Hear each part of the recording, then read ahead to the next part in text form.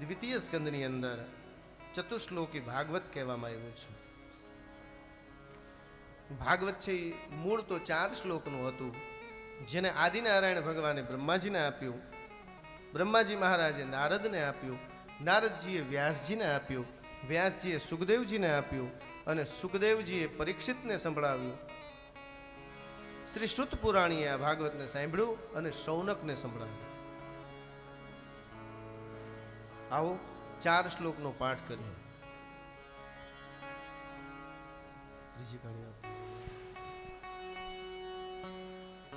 અહમેવાસમેવાગ્રે નાન્યદ યત સદસત્પરમ પશ્ચાદહમ યદેતચ્ચ યો વશિષ્યેત સોऽસ્મ્યહં ઋતેર્થમ યત પ્રતીયેત ન પ્રતીયેત ચાત્મની તદ્વિદ્યાદાત્મનો માયા યથા ભાસો યથા તમઃ યથા મહાન્તિ ભૂતાની ભૂતેષુ ચાવચેસ્વનું પ્રવિષ્ટાન્યપ્રવિષ્ટાની તથા તેષુ ન તેષ્વહં એતાવદેવ જિજ્ઞાસ્યં તત્ત્વજિજ્ઞાસુનાત્મનઃ અન્વયવ્યતિરેકાભ્યામ યत् સ્યાત્ સર્વત્ર સર્વદા. આ 4 શ્લોકનું ભાગવત છે. આ 4 શ્લોક જો તમે મોઢે કરી લ્યો ને અને રોજ બોલો તો તમને રોજ આખું ભાગવત ના પાઠ કર્યાનું ફળ મળે. શાસ્ત્રમાં કેવી છૂટછાટ આપી છે. આપણા શાસ્ત્રો કેટલા પ્રેક્ટિકલ છે, ફ્લેક્સિબલ છે. ખાલી 4 શ્લોકનો પાઠ કરવાથી આખા ભાગવતનું ફળ મળે. કોઈને પાઠ કરવો હોય તો અમારા પંડિતજી પાસે આવજો અને લખી દેશે. કોઈની પાસે જવાની શું સર્ચ છે, ગૂગલમાં તમે સર્ચ મારો ચતુશ્લોકી ભાગવત. ભગવાન કહે છે કે અહમ એવ આસ. બ્રહ્માજી જ્યારે કંઈ નહોતું ને ત્યારે હું હતો. ન અન્યત, બીજું તો કંઈ જ હતું નહીં. સદ પણ નહીં અને અસદ પણ નહીં. કહે છે કે આ જગત જ્યારે નથી હોતું ત્યારે પણ પરમાત્મા હોય છે, જ્યારે જગત હોય છે ત્યારે જગતના રૂપમાં પરમાત્મા હોય છે, અને જ્યારે જગત નથી હોતું ત્યારે પણ પરમાત્મા તો હોય જ છે. જેવી રીતે ઘડો નથી હોતો ત્યારે માટી હોય છે, જ્યારે ઘડો હોય છે તો ઘોડાના રૂપમાં માટી હોય છે, અને જ્યારે ઘોડો તૂટી જાય ત્યારે ઘોડો ન હોય પણ માટી તો હોય ને.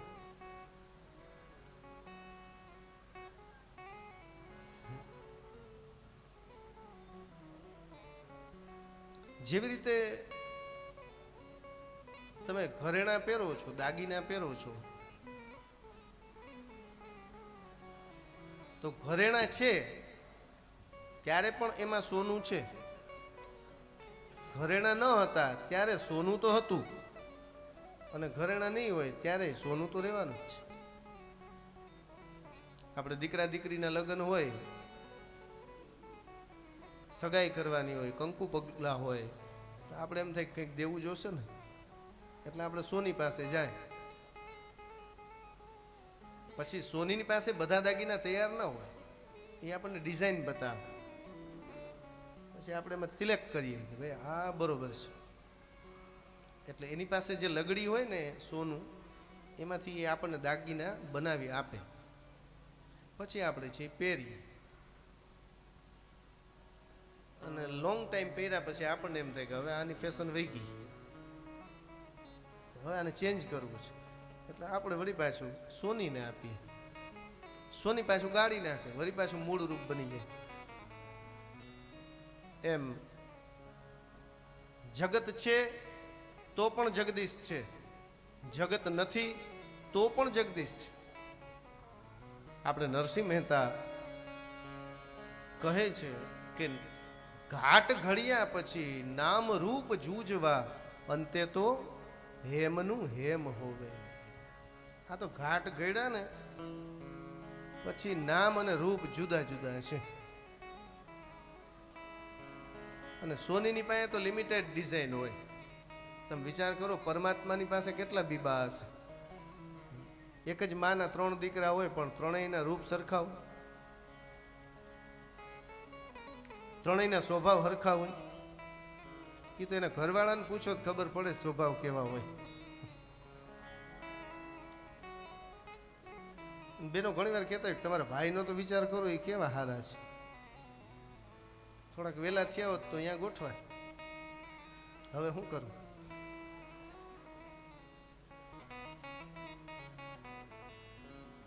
એક જ માના 3 દીકરા, છતાંય ત્રણેયના રંગરૂપ જુદા, સ્વભાવ જુદા, શોખ જુદા.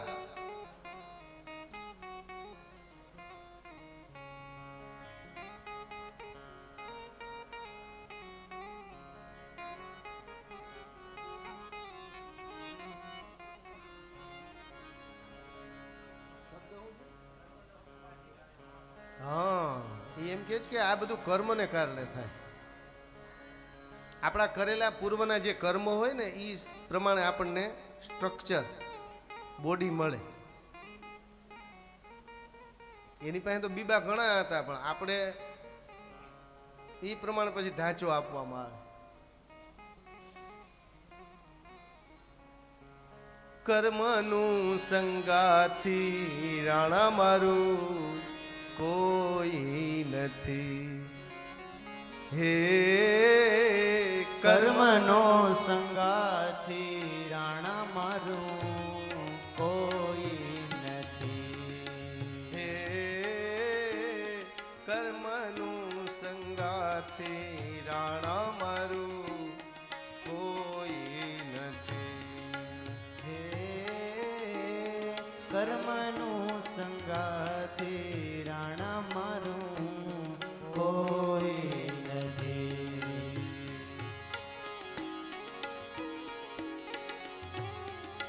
લખ્યા એના જુદા જુદા લેખ, લખ્યા એના જુદા જુદા લેખ.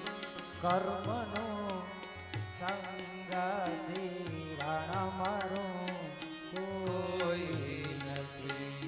હે લખ્યા એના જુદા જુદા લેખ, લખ્યા એના જુદા જુદા લેખ. કર્મનું સંગાથી રાણા મારું કોઈ નથી.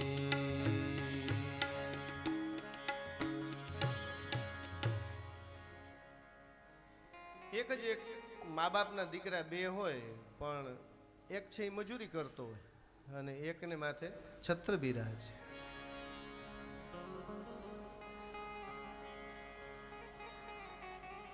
નરેન્દ્ર મોદી ને એના જે 4 ભાઈઓ છે એ 4 વડાપ્રધાન થાય. એક છે એક પેટ્રોલ પંપમાં પેટ્રોલ ભરતા હોય એવું એ બને. એમ બીબા અલગ અલગ છે કેવા એમ માગતો હતો. અંતે તો હેમનું હેમ હોય. અંદર પરમાત્મા બધાની અંદર સરખો જ છે. ચતુશ્લોકી ભાગવતનું જ્ઞાન આપ્યા પછી બીજા સ્કંદને પૂર્ણ કર્યો.